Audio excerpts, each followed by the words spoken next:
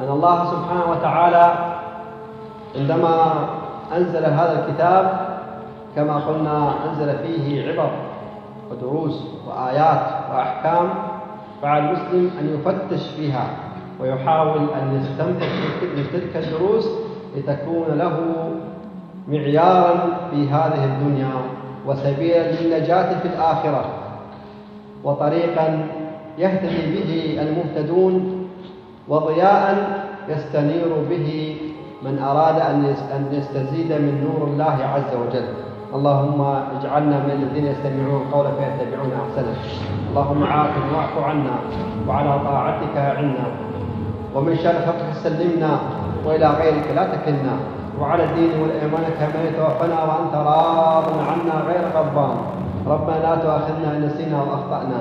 ربنا ولا تحمل علينا إصرا كما حملته على الذين من قبلنا. ربنا ولا تحملنا ما لا طاقة لنا به واعف عنا واغفر لنا وارحمنا أنت مولانا فانصرنا على القوم الكافرين.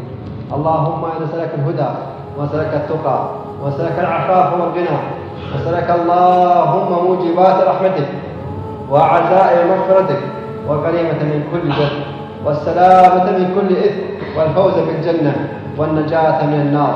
لا تدع لنا ذنبا إلا غفرته ولا هما إلا فرجته ولا كربا إلا نفسته ولا دينا إلا قضيته ولا مريضا إلا شفيته ولا فقرا إلا عافيته ولا غائبا إلا بالخير إلى أهله رده.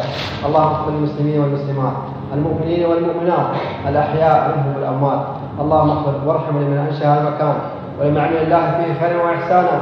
إن الله يأمر بالعدل والإحسان وإيتاء ذي القربى وينهى عن الفحشاء والمنكر والبغي يعظكم لعلكم تذكرون.